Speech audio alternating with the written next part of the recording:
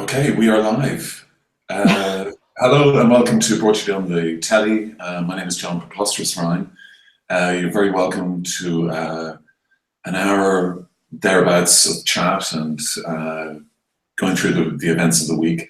On the panel tonight are from Dublin, Caroline McAvoy, who's an EU boffin. She teaches all about Europe in UCD. Johnny Keenan in Kilkenny, who is suffering from bad feedback, which is what we've been suffering the last 7 days. Olga Cronin from the Sheet, who's in Cork tonight, and Olga's going to go through tomorrow's covers for the front pages of tomorrow's newspapers. Thanks, Olga. No worries. Basically all the papers tomorrow really are mainly the Leo versus Simon leadership race. All of them. So there's the Times of Ireland edition, and I'm just pulling it up myself right now, sorry. So basically, Barca's in the lead, and there's different numbers floating around, but 38-17 I think is the most recent one. Sorry, now let me just. But the Irish Times are saying that it's Varadkar. Oh, sorry. What did I say? Sorry, did I say Coveney? No, did I? Sorry, no. No. Yeah, Varadkar is ahead. Sorry, yeah. No, Varadkar's ahead, and yeah, he's opened up a lead. He was on primetime earlier tonight, basically kind of saying, look, it's early days, and there's still votes to come in from councillors, but the people in the parliamentary party are 65% of the vote. So he hasn't. I don't think he has. I think he just had one cabinet colleague declare for him, Simon Harris. So he has had junior ministers, but if I was to go back there, to the Examiner, if I was to go on to the Examiner rather, they explain how Richard Bruton, Heather Humphreys, Mary Mitchell O'Connor, Pascal Donoghue, they've all gone for Leo. I think most people knew this already, to be honest. I don't think it's it's been leaked quite a lot over the last week anyway. I suppose the Irish Independent will be pro Coveney then. I'm not saying that these papers are pro Varadkar, but spin seems to be sort of very pro Leo. Could you go back up to the Times? Yeah. Sorry, I'll just try and explain. I'm producing and Olga's doing the screen share, so it's our first week doing this technical feat, and I think it's going very well. Sorry, Olga. There we are. Yeah. Oh. Yeah. So there's a picture of Simon. So that was outside the Fine Gael headquarters earlier today. That's what he's launched his campaign, and so that's that. Yeah. Sorry. Okay. If you just Sorry. Do we to go? Would you like to go to the Irish Times? Or to the next one. Is it the Examiner? Yeah. Or I can go to the Examiner. Yeah. Sorry, just to say the Irish Times has a piece there about the AIB flotation, which may happen next week, and they're basically saying that could be Michael Noonan's last major decision in office, because he, as everyone knows, he's announced that he's not going to contest the next election. So,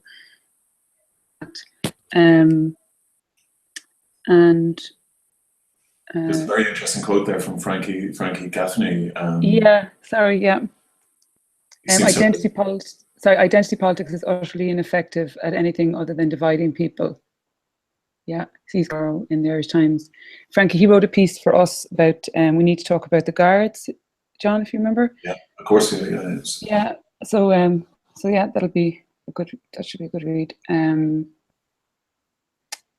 then down to the Examiner, and it is there's a lot of coverage there about the Fine Gael race and everything. Just zoning there on the right at the front page, a piece by Stephen Rogers, a really bizarre story about a fisherman from Ghana who joined on Castletown Bear in Cork.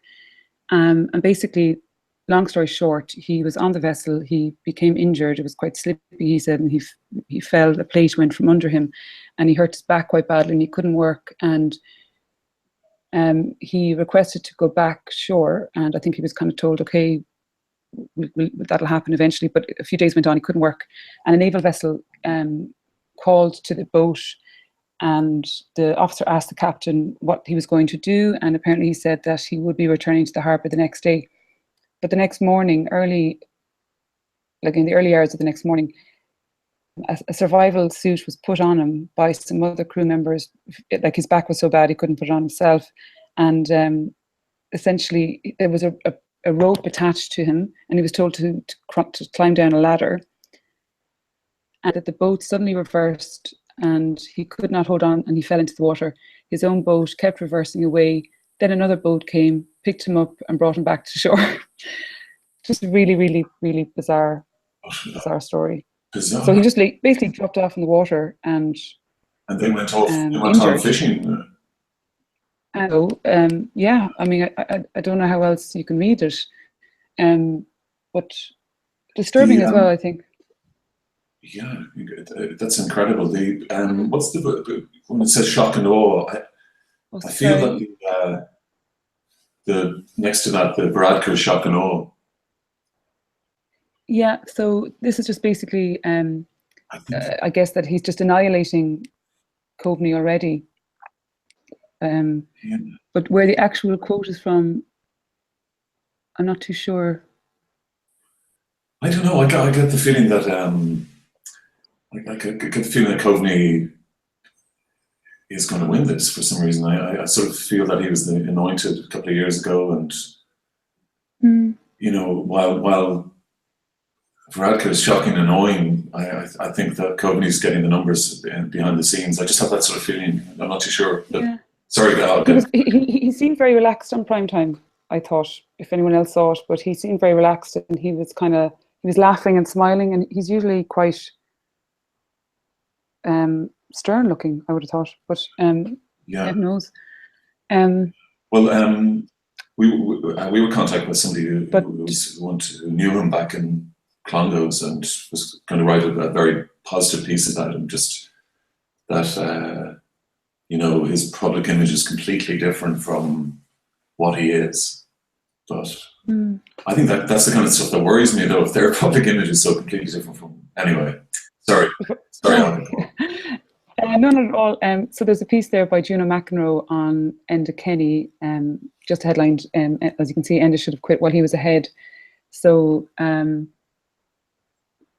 haven't had a chance to read that in its entirety, but it looks quite good, just having a kind of scan through it, because it does kind of, I think, refer to matters that perhaps weren't really talked about yesterday, once he did announce that was that, you know. You know, the way when people say that they're leaving, things can be quite gushing in a good way, respectfully, I suppose. But and then there's another piece by Joe Logue, potential gains to left of Fine Gael, but Varadkar leans right. The party is looking for a candidate to tailor message to the electors. There are a number of considerations to make, and there he is with his welfare cheats us all. Yeah, campaign board. I mean, if Varadkar doesn't win, I think that'll be the reason they'll point to, you know, in a simple view will be that sort of gauche kind of Tory style marketing. You know, it doesn't really wash. I don't doesn't think really work. But anyway. And just to okay, and then so just to say that the New European, this is an Irish edition. I'm not really sure if this is the first or second or third, but I don't think it's that. It's been out long, but it's an Irish edition. Why is Mrs. May paying lip service to her friends in Ireland? And are they our lips? We don't need. I think that's Nigel Farage. The New War on Truth and How to Fight Back. That's based on a book. So it's a book being serialized. Matthew D'Ancona's book. And so Theresa May launched her manifesto today. So most of the British papers are about that. So, in untrammeled free markets, we reject the cult of selfish individualism. We see rigid dogma and ideology not just as needless but dangerous. True conservative means a commitment to country and community, a belief not just in society but the good that government can do. It sounds exactly like Coveney's sermon on Mount Street this morning. I don't know if anybody saw it. It was all about, we don't live in an economy, we live in a society, which is a spin on the Thatcher's, there is no such thing as society. But anyway, they're all playing off each other's playbooks, I think. Sorry, Elke. No, that's kind of it, unless you want to go into the details of it. But yeah, it's kind of the British papers were just all about Theresa May's manifesto. Irish paper is pretty much all about Simon and Leo's The Race. So okay, that's it. I'll give it. We can't see you. Yeah, that should be gone now. Oh, okay. Yeah. Okay. Forgive our technical difficulties. We're still sort of coping from the events of last week. I don't know if you want to click on the last week's episode. We explain it more in more detail, but we've lost some people and panelists, and so we're sort of just making do this week technically, and hope to be back sort of more as slick as we have been. So I'd like to say Neil Curran will be with us next week. He's off at an improv thing at Smock Alley Theatre, if you want to look it up. He's doing an improv fest show at the Literary Festival, the Dublin Literary Festival, and all welcome. We have a post on the site as well. So Caroline, welcome back to Broadsheet on the Telly. You missed a lot of, you came back last week to, the place was a little bit, we hadn't looked after it while you were away anyway, so, but you're very welcome back, Caroline. Oh, thanks. Yeah, it was quite a... Any thoughts immediately on Simon, Leo, or even Enda's legacy?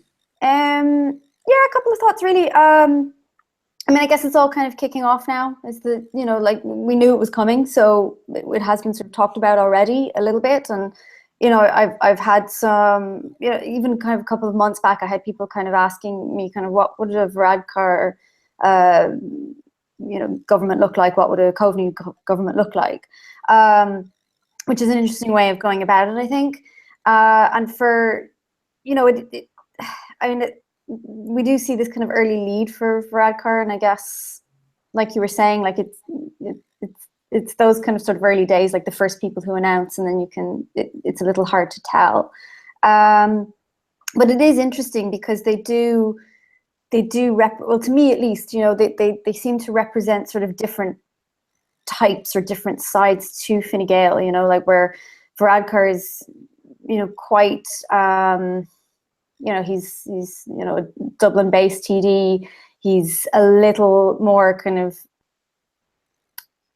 I'm trying not to use kind of platitudes here, but, he does tend to sort of speak his mind a little more, maybe a little abruptly, and sometimes maybe that gets him into a bit of trouble, whereas Coveney is much more sort of old guard, so he's much more guarded, yeah, maybe in his approach, and a little more kind of au fait with kind of, traditional sort of Fine Gael. So, you can see sort of the two sides of the coin here. Do you go with sort of a change, kind of almost rebranded idea of Fine Gael with Varadkar at the helm, or do you go with a still sort of relatively youthful but more familiar type of Fine Gael, which is maybe going with Coveney? Yeah, those are kind of my sort of initial thoughts on it. That it's it's not quite. I mean, it's, if you're not kind of in favour of Fine Gael, it's probably all much of a muchness. You know what I mean? But I think if you're not in favour of Fine Gael, I suppose most people prefer to go for a pint with Varadkar, or he seems more, as I said about Simon Hart, sort of less Vulcan than the normal kind of sort of Fine Gael type. Johnny, you're with your bad feedback. Yeah. Okay. Can you hear me? We can hear you. Right. I suppose first thing on keep it going on what Caroline was talking about. Varadkar and as Olga said in the introduction to the papers, Frankie Gaffney. I'll be looking forward to reading what he has to say tomorrow, because he was very interesting on Claire Byrne last Monday. Liv Riker, his current stunt, for want of a better term, is to wage war on the poor, the welfare, the people who need money, who aren't obviously getting enough. I don't know what kind of parallel universe he lives in. They're in the same city as him. It's impossible to live on €200 a week. It's just impossible. There's no ins or anything about it. Gaffney said it as well. Like, he knows that white collar embezzlement has been going on during the life of his government, and he's done nothing about it. So he's basically nailed his colours in relation to white collar is not a crime. In his own constituency, that's where these people come from. But there's also Coveney as well, down in Cork, comes from a very, very well Fine Gael family again. Got to see through his father. These people are elites. They're not on about the what's best for the common person. I won't say working class, because anyone who goes out and works in the morning is working class. So I'm not going to play that divide and conquer, left and right shit that they go on with. They have no concern for anyone other than themselves. In the Kenny, look how much he's been paid. I don't want to skip here. I just want to be very specific in relation to Vradkar. We'll deal with them one at a time. Vradkar, we just have to go back to the election of 2011. Not one red cent are they going to give the banks. That's what he said. So, it is all platitudes. And I know Karen said she doesn't want to use platitudes, but that's where these guys operate. They operate in the sound bites and platitude world. The media helped them do that. RT, it was a fucking disgrace. And I use effing and blinding because that's the way I talk. That's the way people when I'm passionate and angry about stuff, that's the way I talk. And there's absolutely nothing wrong with it. But my intention is very clear, that these people are colluding with RTE. We pay our taxes, we pay our license fee, and RTE collude with these people to keep them in government, because they know right well that unless they have Fine Gael or Fianna Fáil in government, they won't be getting their big fat salaries. And it's just sickening. It's just sickening to see it being all put out in the open. And in the Kenny, his legacy, when's it going to be written? Because I didn't hear anyone go through it with it. I go through it for an hour, and I still be making sense. Vincent Brown last night, no one went through it. He went through it in the Dáil today, but that was more as a populism there and using getting political points.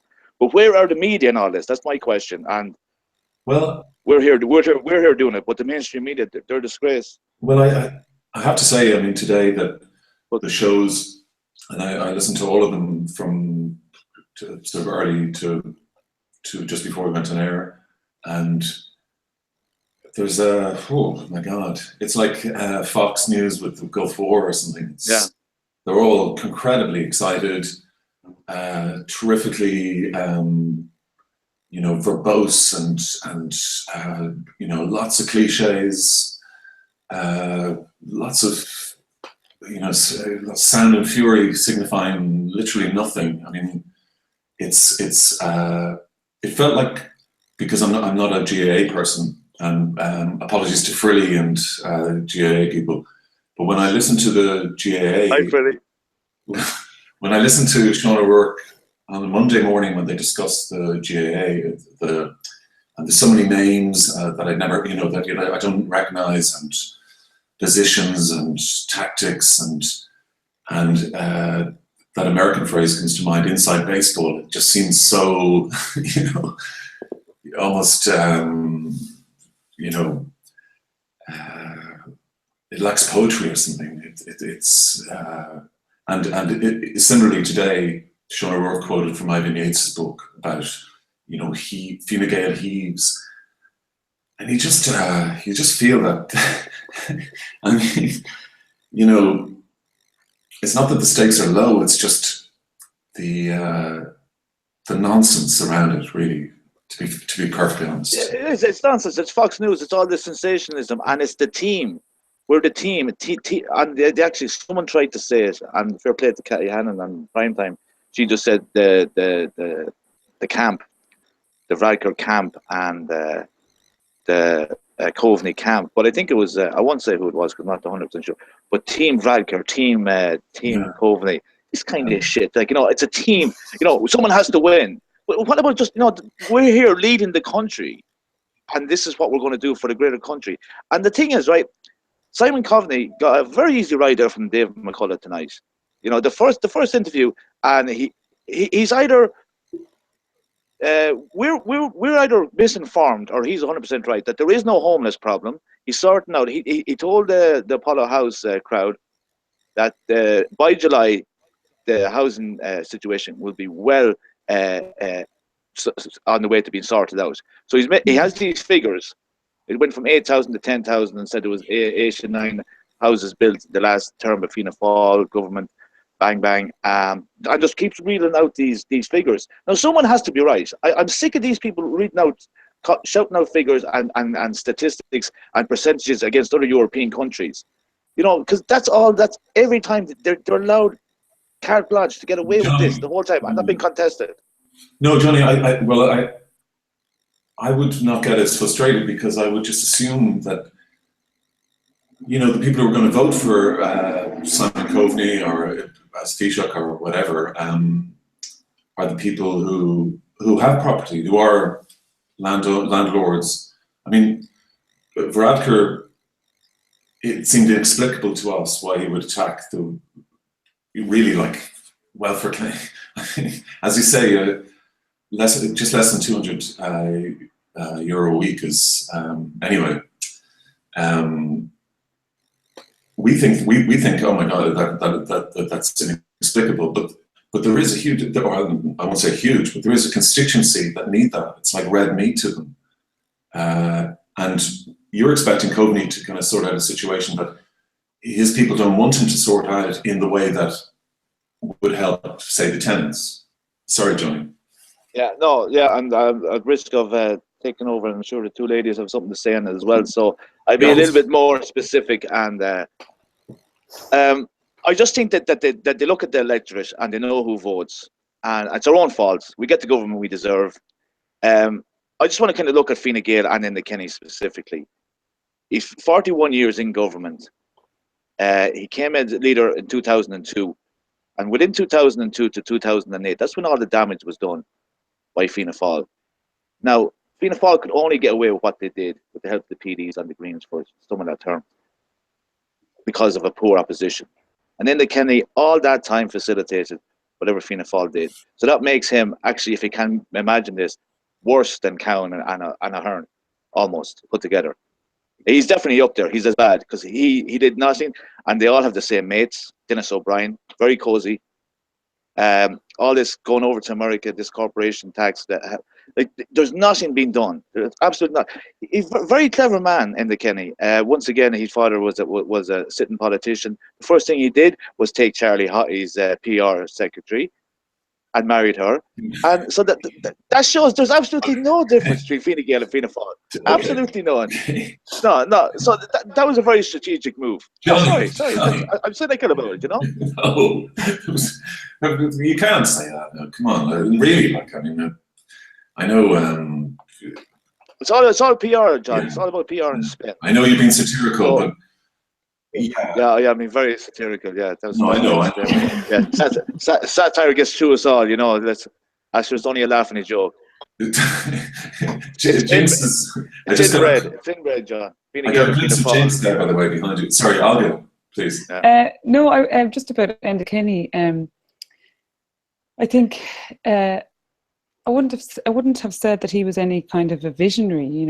I never got a sense of, wow, he's our leader. But I'm not sure I probably get that sense from any leader. But there was a lot of talk about how his speech in relation to the Vatican after the Klein report and his apology to the Magdalens, but it was a lot of kind of, in a lot of ways, that was a lot of hot air.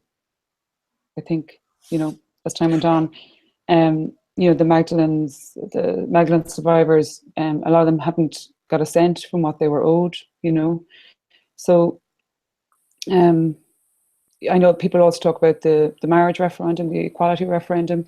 Would that have happened without him? I think so.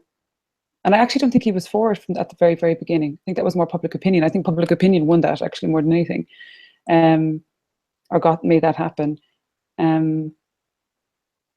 Did he, there's a lot of talk about how they brought the country back from the brink after the IMF and everything. Would that have happened as well without him? I can't think of anything where I went, well done, Enda Kenny. I can't think of anything that he would have done specifically that perhaps somebody else would have done. I don't think he handled the Garda stuff very well. And I think we should all possibly remember that that's the reason he said originally, well, I'm going to make it clear as to when I'm going to step down, because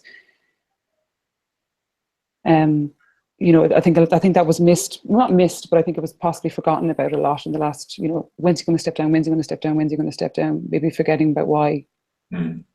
So, and also, I guess, like, how long is this? So, okay, we're going to get a new Fine Gael leader, by extension, Taoiseach. And so then what's going to happen? Like, when's the next election going to be? How long will this person be, I find it is a bit of a circus, but maybe it's just a necessary circus. I don't know. But it is what it is. It's in regards to the RTE coverage. I haven't watched as much. I'll stop now. Sorry, No. Caroline. But I thought it was funny on RTE on the 9 o'clock news where they had Noel Rock and Tim Lombard. So Noel Rock is pro Leo, and Tim Lombard, the senator, Fine Gael senator, is pro Coveney, and they were playing a game of pool, and it was quite orchestrated, and pocketing the black, and it was all set up, and there was a scoreboard, and then I can't remember, sorry, is it Michael Lahan, I think, was the news reporter. Seems like a really nice guy, but he at the end he was like potting the black, and we don't know when, and that did seem a bit okay. This is a bit choreographed, but like, yeah, I think, you can't. Yeah, I mean, I think when they all went to America for the St. Patrick's Day, they all came back with all the, they've got the buzzwords and all the lingo and some of the graphics. I think the Irish Times are doing a live tracker. I mean, yeah, they we know we're talking about it in the last 20 minutes, but really, I mean, is this? Well, I guess to Fine Gael people, because nobody else can have a say, right? So it's really only. Sorry, Caroline. No, you're grand. No, like I had another point, but actually just to kind of pick up on that, like I think, like this business of politics is horse race, and I know that the media do tend to do this. And I was watching a clip by Vox, and they were saying how sort of CNN has turned politics into sport and how dangerous that can be. But we all do it, you know what I mean? And the papers here do it as well, with the kind of, the tracker and who's in the lead and checking the polls and all that kind of thing. And we do forget, like, I mean, Johnny, you said it yourself, this, hashtag Team Varadkar, hashtag Team Coveney. And it's really easy to turn something that is actually a very sort of complex issue, who is going to essentially lead our country for maybe a couple of days if there's an election, or maybe a few years. And we turn it into this very sort of simplified number circus. And I totally agree. And it takes away from the main issues. It takes away from the real things, like homelessness is still a really, really serious problem. The HSE is perpetually in bad shape. No one has trust in the Guards anymore. So it's really it's crazy how this becomes sort of, and obviously it's front page news today, but we can expect it to be front page news probably next week, and maybe the week after, until there's a decision made, and then it'll be something else. That's kind of one point. That I think. But I felt that today, that the coverage of essentially politicians it was only politics. There was no issues actually involved in it. It was and soundbite culture. I mean, that it's 20 years. We've had that for that's fine. But both candidates are going for the authentic. We're now about community. We're not about bankers and all this. And I think that's a really hard sell for those two guys, frankly. Yeah, it is. definitely a hard sell for them, but the sell at the moment is not to you and me, it's to the parliamentary party. Yeah, but then you do so much damage. You do so much damage sort of in your camp. Like Varadkar will, I mean, he will rue the day he did that red sign with the welfare thing. Yeah. If he should ever become Fine Gael leader, and then Taoiseach, what will probably delay an election, I would think, for perhaps another year, would be Coveney getting in, because he seems to get on quite well with Fianna Fáil, even though Micheál Martin is from Cork. Or I sound like now I'm beginning to sound like, it's mind control. Yeah, but a lot of it a lot of that is what it comes down to, though, isn't it? It's that, and especially for Irish politics, right? Irish politics is quite different from, say, the UK, in the sense that our two main parties are both centre right. So we're not talking about left versus right, even if there is such a clear thing anymore. But there is that sort of sense that whoever does win, they're inheriting a minority government, which is inherently unstable.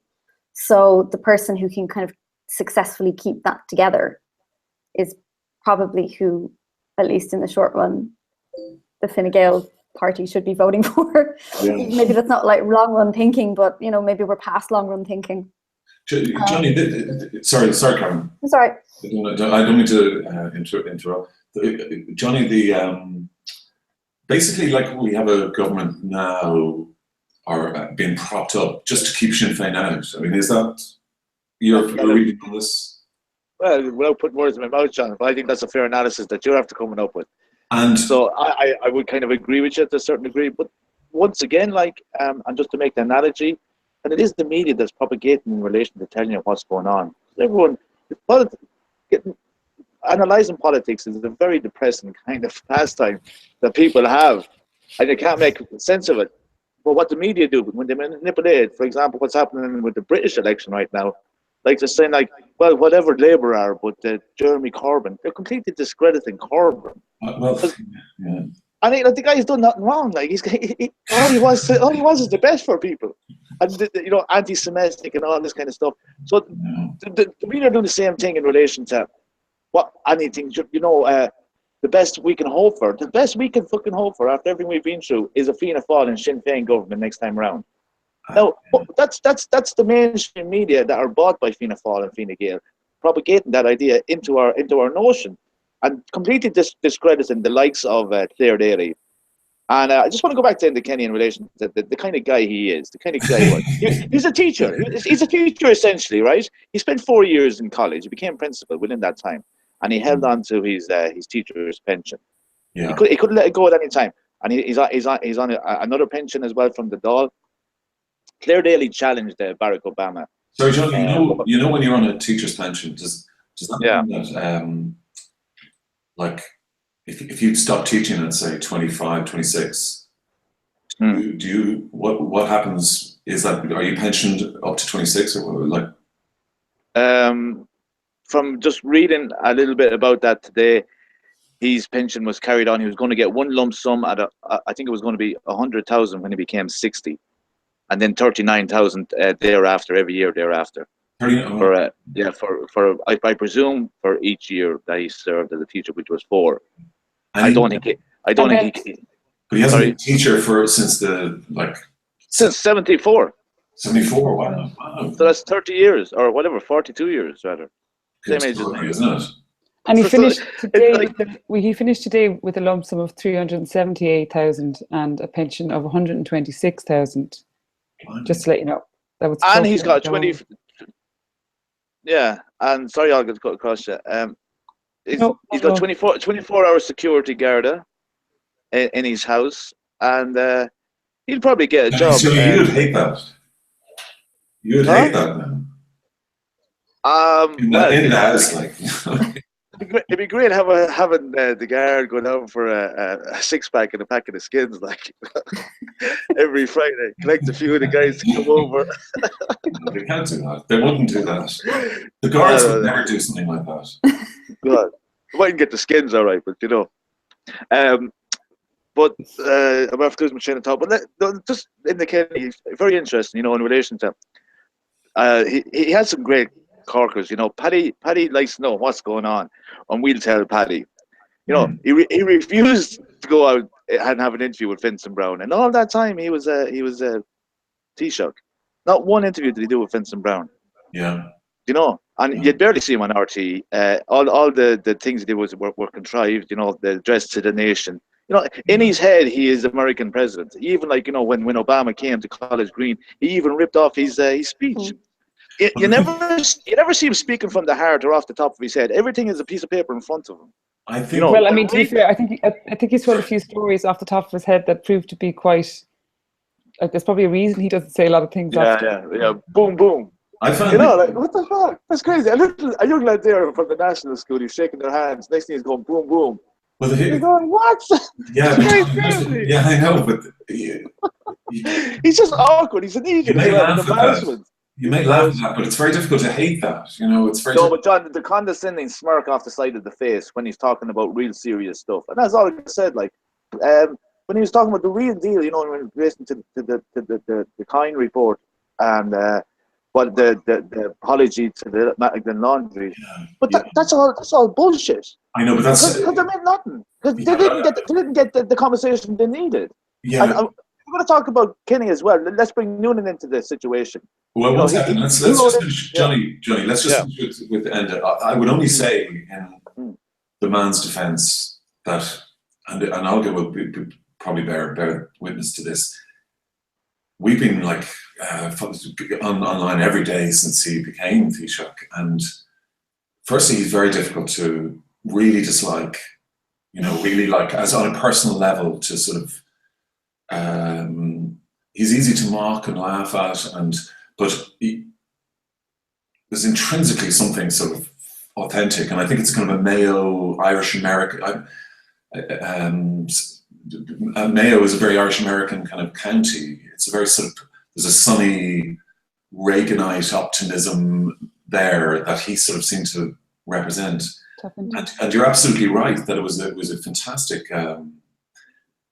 con job because his policies, like take the speech regarding the swish of the soutane and all that, and really kind of nicely constructed and fantastically delivered, and probably written by Terry Prone, ironically. You know, I think Miriam O'Callaghan, not Miriam O'Callaghan, but I think his speechwriter was a woman called Miriam O'Callaghan, not Miriam from RTE. I think I don't know who she is, but yeah. Sorry. You can be sure that Terry Prone's part of her kitchen cabinet. Yes, kitchen cabinet. So, I mean, that's. Well, he's got his own cheerleader there as well. What's her name? The woman with the black hair. Mayo woman as well. Oh, Mary Louise O'Donnell, I think you're thinking of, is it? That's the one. That's the one. Yeah. Well, it's been a very Mary Louise O'Donnell kind of few years, isn't it? It's been very Fine Gael. You know, I feel the. But sorry, John. I think I spoke over you there, and you didn't get to finish your point. Sorry. No. I didn't. You didn't get to finish your point. Oh, really? Okay. Yeah. Was I heading in a good direction? Yeah, you were just talking about his speech, and I interrupted. Oh yeah, just that the speech was probably helped crafted by Terry Prone or whatever, and then you've got Terry Prone writing to French journalists. There's no, you know, and I think those bookend his reign really. It was a lot of spin, a lot of aggressive spin, weird spin, and a lot of people doing kind of dirty work for him. Meanwhile, he was high-fiving it and being the saddest dad in Ireland. But, you know, that's kind of lovable too, you know, so that... Yeah, if you're a fucking eager. If you it's lovable if you're a fucking eager, John. You know, he's a leader of the country. Oh, the buck stops with him. You know, in relation to Coveney, you know, he might be a bit stiff and all that, but that's what you want. I don't want anyone with an X Factor or a grey for the nod and the wink. That's cute tourism. We're trying to get out of that culture. Yeah. It's that guy is just bringing it to another level. He's the biggest cod that this country has ever had, I think, and he got away with it. Rossport happened in his own constituency. He had nothing to say about it. Nothing down through the years. He was addressed loads of times, and just where are you from when a woman with an English accent confronted him in Galway. That's not a Galway accent. Some Yes, protesters, yeah. some protesters from Rossport cornered him there one night, and he was another guy, an English guy who had an English accent. He said he's living in Castle Pollard in Westmeath. My granny lives in Dackle Islands, and he says, "You give me a ring." This is what he said to him. It was on camera. They obviously didn't know the camera was on him because it was just done by protesters. And he says, "You come to Achill now. Give me a shout next time you're in Achill, and I'll bring you to where your granny grew up." He says, "I know where my granny grew up. She's still alive." Like, so that's the Paddy Whackery in his head that he does. That he says, but because the electorate are apathetic and docile, he thinks he can talk to us like that. And that's the way the media talk to us like that. And once again, I have to commend BS, Broadsheet, not bullshit, for allowing people to have a voice in relation to say what is going on about Indokenny, and it's the same thing. And he primed these guys, Radker and Coveney. They came out of his stables, himself and Noonan. They primed them, groomed them, if you like. And this is they're not coming with new policies and new ideas. They're just keeping the status quo, the same shit on a stick. And I just want to make a point in relation to Coveney. Coveney was at, and I hope the media might pick up on this. Coveney was in Bilderberg with Noonan, and the Bilderberg conference is massive. So these are the guys who make the decisions in relation to the economies of the world. And these guys went in a private capacity as they were ministers. Now, that is a massive thing. Yeah. And why the media refuse to acknowledge that? They say it in print writing, but, Vincent Brown should make a whole show about that. Well, next time Coveney is being interviewed, what were you doing in Bilderberg? Just answer that question. And that's a very reasonable question, John. I totally agree with you. And what was on the... And the answer can be very revealing as well, you see. Well, it was interesting that at the Bilderberg conference that year, one of the main things was NATO and Europe and integration and getting more European countries to join NATO, I assume. And Coveney ended with Peter Sutherland, and when I actually saw that, I thought, okay, that's Coveney is going to be is clearly the heir apparent. But they spoke about NATO. Soon after that, he was Minister for Agriculture at the time, and he was made Minister for Defence. Like within about a month or two of the Bilderberg conference, having discussed this absolute aspect.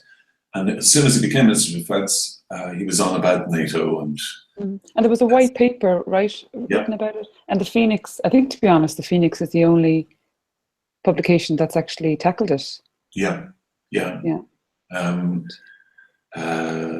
So props to them. Sorry, I didn't want to go down this that route anyway. Caroline? My own take on it is I slightly disagree with the idea that he can be unlikable. But it's more, for me, it's more like I think he's been so successful in having the spin that the kind of Johnny's been talking about, that he kind of is almost like a Rorschach test of a politician. Where he really is like, you can look at what he's done and you can say, oh, that was good, or that was bad. And I like, take, for example, sort of the same-sex marriage referendum, or even take the Constitutional Convention on Repeal the Eighth, right? So take those as kind of just two sort of examples. And we could take more economic ones as well, if you like. But, on the one hand, you can kind of say, oh, wasn't he great? This happened under his watch, and these are kind of issues that had been perennial issues, and people saying that a referendum wasn't necessarily needed in same-sex marriage, but making it kind of more visible, sort of cementing it sort of within the populace that was a good thing. But you can equally look at the very same thing and say, well actually no, it was put to the Constitutional Convention first as a kind of almost a scapegoating for kind of issues that might be unpalatable, and then bringing them to referendum anyway, and that they were kind of issues that were coming down the line regardless. And then the same thing with Repeal the Eighth, that it's kind of the idea, like, personally, I think the Constitutional Conventions, when they work well, and if they're, they can work well, and I think for certain things, particularly like this, they can be a really good idea.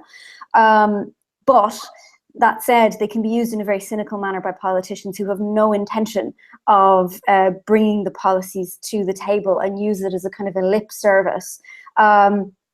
And so you can see it in that way as well. So you can see it as, oh, he's great because he's willing to try this kind of deliberative democracy platform, but you can also see it as a very cynical move. And I think you can apply that to so many of his actions over the years as Taoiseach, where you can look at it and go, oh, you know, he inherited this country in a recession and look at us now. Or you can see it as, well, look at guards, look at homelessness, look at the housing crisis, look at, you know, you can look at it. It's very, very hard to pin him down. And I think in that difficulty makes him either very unlikable or very likable, you know, depending on how you choose to see it. Well, very unlikable, Caroline. That's the snakiest thing you can do. Yes. You know, at least Bertie Ahern, you know, stupidly enough, at least he tried to worm his way out of it. But at least he faced up. Kenny just avoids it. That's the sneakiest thing. You know, it'll go away. And he's right. It will go away.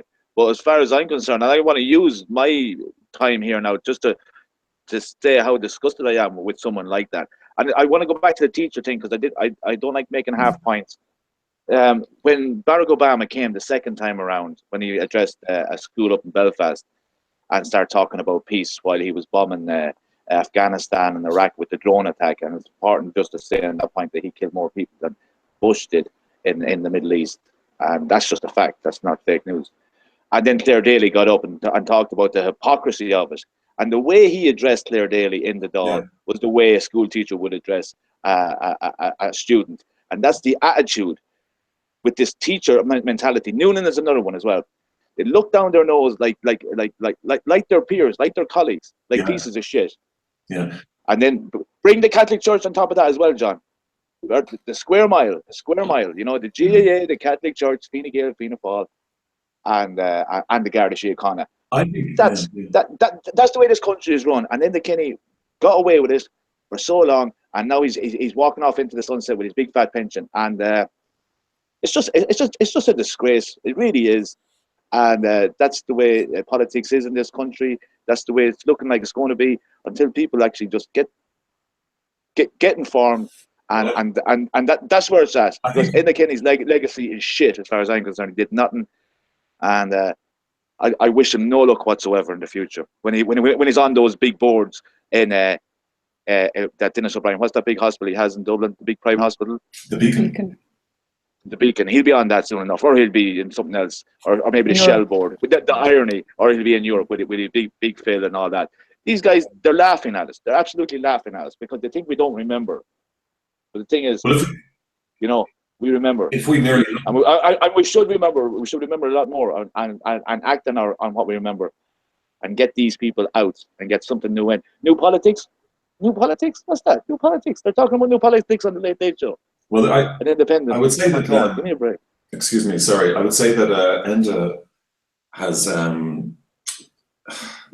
I think Enda is very representative of obviously a certain generation, but a particular type of that generation.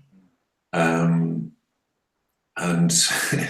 we get a lot of comments about that generation. You know, they're in Caviston, outside Caviston's now, drinking foamy lattes at 11 o'clock. You know, in their yachting jackets and you know. Prodigious pensions and often those people are also the ones who perhaps turned a blind eye to the, you know, when they had an opportunity to, they could have helped change Ireland a little bit for the better, but chose, you know, just to keep on at the sucking at the teeth. And I think Enda kind of represents that, you know. The way he dresses and everything, you know, his whole demeanor, the whole kind of Bruce Springsteen, you know, dorkness on the edge of town, you know, his whole aura screams that type, that generation, you know, that generation. Tom Brokaw wrote a book called The Greatest Generation. It was about the post-war American generation. You know, the ones who fought in not the post-war, but the ones who had fought in World War II and then, you know, built America in the 50s into the 60s. And I would say that there's an argument for the kind of that Pat Hickey type has been the worst generation in Ireland, because there was no attempt to rectify the kind of the era squalidness, and it was just like they really just hoovered the till. But they aspired. The young people aspired to that kind of get away with it. He got away with it, and he's money in his arse pocket. He's sailing off into the sunset. You know, it's the X factor, the politics, the team thing. You know, like, in fairness, like, the talent. He's the Louis Walsh of politics. A complete chancer, cutting the people the whole time. That's it. Two Mayo men. They're very clever up there. That neck of the woods. They know exactly what way it is to. Tony, just because we're dominating here, so sorry, ladies. Caroline, Olga, please jump in. I've said enough. You said enough. Yeah. No, I think that's really funny. The Louis Walsh, after just talking about, no, we don't need an X factor. Yeah, I don't know. I think it is important to go back to policies, because I think we're never really going to get anywhere unless we do, because it's just going to continue about personalities. But it is part of it, so you know. No, it is. If we assume that they are actors, and that's the way you hear it today. It's not. They're not talking about policy. So we're talking about. Actually, just to say, just in relation to policies and Simon Coveney, I thought might be worth mentioning the piece that Leisha Naylan wrote in the Dublin Inquirer in relation to developers and the fund that Simon Coveney set up in 2016, but I think it was only kind of given out this year. And basically, it's this local investment fund that 200 million investment fund that he set up for the kind of to fix local infrastructure that might be damaged, like a bridge or a road or whatever. But the whole purpose of it was to allow developers to kind of get going on building houses. But the whole point of it is that it was very heavily about houses that were going to, the houses that were supposed to be built were supposed to be affordable, or this is a heavy part of it. But basically, so Leisha went to the different sites in Dublin and to try and find out, okay, well, how many social and affordable houses have you built or are you building? And it turns out, obviously, by law, they have to, if they build over 9 houses in a certain area, they have to, 10% by law has to be social housing. But there was several that they had no agreement made in regards to affordable houses. So it was a really, really, really interesting piece, and just fascinating in how, like you said earlier there, Jimmy, about figures being thrown out and constant figures about money, figures about houses. And anyway, there's questions over the figures already about how many new houses are on the market, or how many are being built. But it was just really well done, really clever. And I just wanted to say, if anyone, just to encourage people to read it. It's on the Dublin Inquirer. So, but yeah. But essentially, they were like social housing. Yeah, affordable housing. What's that? Or yeah, we're doing the social housing. No, but what about the affordable housing? Oh, that hasn't been agreed. And you'd think that would be the first thing that would be agreed because of Caroline, what it was about. Caroline, because you're a boffin, an egghead in this area, the headline, like Olga read out at the lip service, that Ireland is paying lip service, or Theresa May is paying lip service to us. Oh, right. Yeah. So I don't really know what that was. It was the New European, wasn't it? Yeah. Headline. Okay, I'm not entirely sure. Are we paying lip service? I think it's should we be paying lip service? Sorry. Should she be paying lip service to Ireland? Is that? Are we paying lip service? No, I don't know really. Are you confident with our part in the Brexit negotiations? At the moment, yes. The kind of early stages, yeah. I mean, I think we talked about this before, where the borders with Ireland, all those issues with Ireland are maybe kind of a not a trump card as such, but just like a kind of a card for the rest of the EU to be able to play. knowing that it is an issue for the UK and for Ireland as well.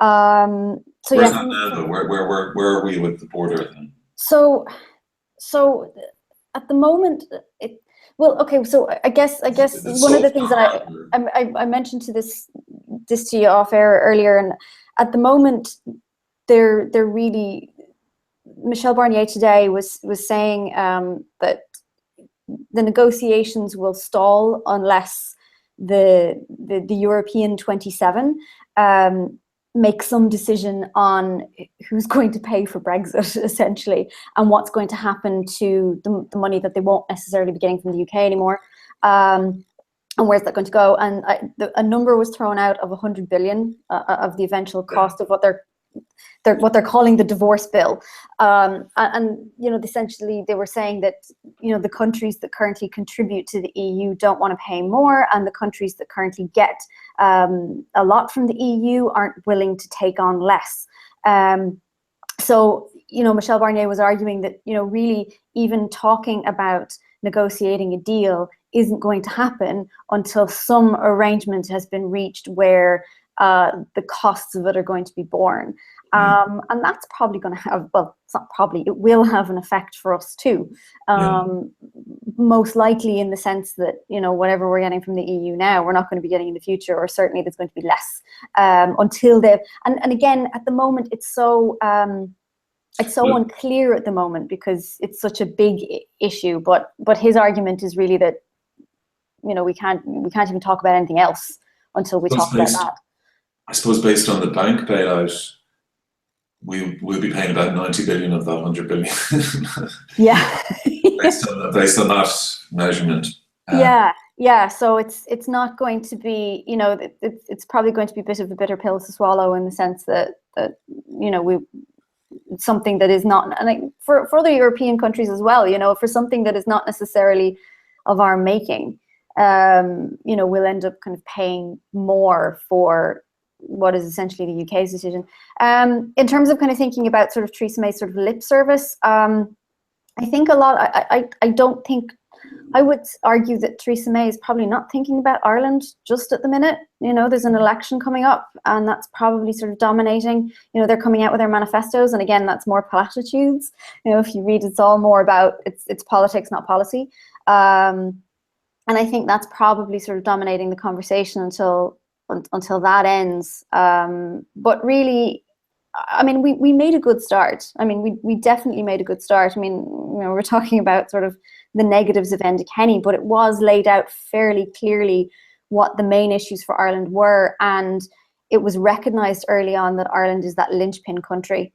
That we are the country on which, if a good deal is negotiated, we'll be in there somewhere. We won't be sort of left behind in that sense. The question now is whoever takes over, how well they're going to be able to negotiate that, because it's still a long way off, if at all. I did the one politician that Michel Barnier mentioned during his speech was Peter Sutherland. Mm-hmm. Yeah. Which tells me that it seems like they're really, with Coveney, Macron, that, I think Coveney is their candidate anyway. And of course he was an MEP, so that's part of it. I mean, he does have that direct experience. Whether or not that would serve the Irish people well, whether that's whether Varadkar wouldn't be able to do the same job is a matter of debate. But yeah, definitely at the moment the questions have kind of shifted from the Irish question as such to more kind of substantial kind of concerns of, well, how are we going to pay for this deal before we even make the deal? How are we going to service what the EU once the UK leave? Maybe we can now get a reduction on our debts. I mean, maybe we could play hard for once, Johnny. Yeah, well, someone needs to play hard. Someone needs to speak on behalf of the electors and the citizens. If you look at the democracy in Fine Gael, it doesn't exist. 20,000 members, and that makes up 35% of the overall vote. So basically it's the fishing TDs, and they have the majority of the votes. I think their vote is worth 800% more than the grassroots. Yeah. Yeah, I think So there's you a know, 65. yeah. Seven. Yeah. That says it all. They represent themselves, John, and you know, Well, I don't need to go. I don't need to go around like a broken record. No. And I don't see any change. I just want to make it very clear that I absolutely deplore Enda Kenny. I deplore Michael Noonan and what's coming next. And just in relation to just Simon Harris over Coveney's shoulder today, like what's going to happen if Coveney gets in, for example, hypothetically, doesn't matter either or Tweedledum or Tweedledee. Is there going to be a cabinet reshuffle? Is Simon Harris, all the stuff that he says, I'm here long haul, I'm going to change it. Will he get in there as Minister for Finance or whatever the cushy number for having your man's back? It's a musical chairs, John, and they just stop the music and they start again. And by the time they do a reshuffle, they'll be gone for the summer. I think Fianna Fáil need to call this thing off, and we need an election. well, yeah. I mean, I think Harris is Cameron's Osborne. If you be, you know. Yeah. Anyway, They don't have a mind of their own anymore. None of them are independently minded. They're just team players for themselves. And you talk about the bailouts. I think if Enda Kenny just give up his pension for 3 years, I'd say the books would be clear, wouldn't well, okay, Johnny. You know, that's why you're not our accountant anymore. Staff night out.